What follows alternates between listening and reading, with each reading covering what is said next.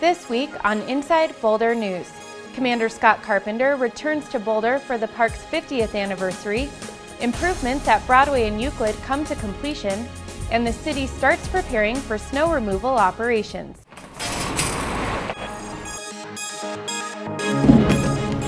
Welcome to Inside Boulder, featuring topics and stories that impact the community of Boulder, with Patrick Von Kaiserling and Jennifer Bray.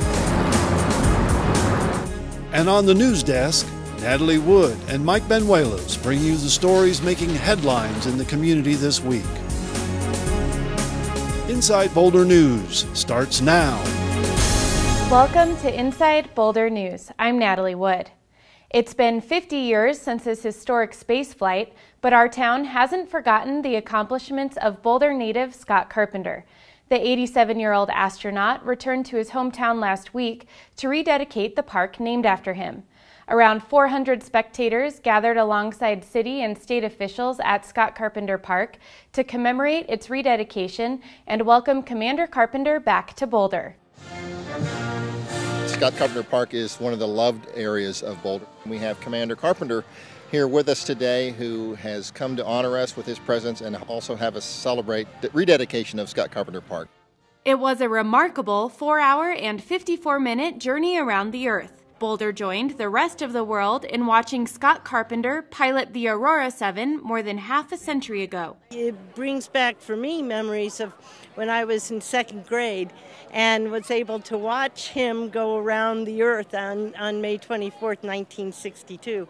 And that really affected me, and I think it affected many in our generation in terms of what we could do as individuals. Scott Carpenter is one of our biggest heroes here in Boulder, and he's affected profoundly so many younger people in terms of their careers and what they've done. Commander Carpenter was a childhood hero of mine in the 60s when he went up in space, and also worked on Sea Lab.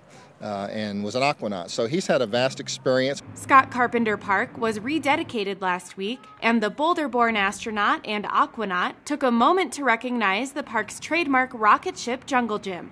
I want you all to know that you're one step ahead of NASA because you've built here a reusable rocket. NASA couldn't do that.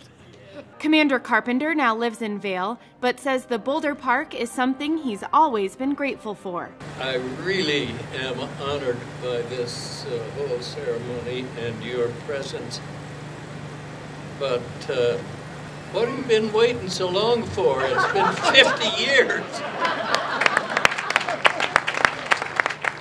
I'm glad that it was finally accomplished, however, because I've felt for some time that I had always been insufficiently thankful to the powers that were here in Boulder in 1962 for building this park for the kids in Boulder.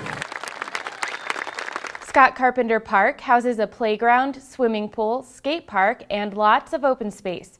It was originally dedicated to Scott Carpenter in 1962 after his historic spaceflight. It was a long road, but the improvements project at Broadway and Euclid is officially complete. The $7.4 million project has been in the works since 2006 and came to completion this August, just in time for students to return to CU. The city hosted a completion celebration last Friday where the public heard from project representatives. Well, this is going to be another one of those projects where you just can't believe the community would function as well as it does without it. It'll be a part of the pulse, the fabric, the character of the community. So it's really exciting to have this project here. It benefits bike riders, walkers, transit riders, and drivers, and it addresses many of the issues and challenges that this very busy area on Uni Hill has. And it's also exciting to see us be able to fulfill some of the goals that we have in our transportation master plan. It's been a monumental partnership. And at the University of Colorado, we're all about collaboration and discovery and innovation and education and, of course, in safety. And this is a perfect example of interagency collaboration in the name of safety for all generations of students that will have this group of people to thank. For more information on the Broadway-Euclid Improvements Project, visit bouldertransportation.net. We may be weeks away from the first snow, but it's officially snow season for Boulder's Transportation and Utilities Department. The city began preparing snow response operations on September 10th, and Public Works officials say it's important to get started early. Here's what the city is doing to prepare for snow and how the process is constantly improving. Getting started earlier means that everybody is used to the cycle of getting prepared for snow as opposed to just coming off cold, so to speak, and not being up to speed on our snow removal practices. It's unusual, but it is possible to have snow in September. So our snow season starts usually the first or second week of September. Operationally, we're inspecting all our equipment and making sure everything's up and running. We're replacing consumable items like wear blades and conveyor chains and things like that. We're making sure our staffing is correct. The Transportation Department has undertaken an internal snow and ice control analysis. We're doing everything from staffing levels, hours of operation, chemical usage, weather forecasting, trying to take into account any global warming issues we're seeing. And all of this is part of a process of continuous improvement to make sure that we're being as efficient, as effective as we can with the limited dollars that we have.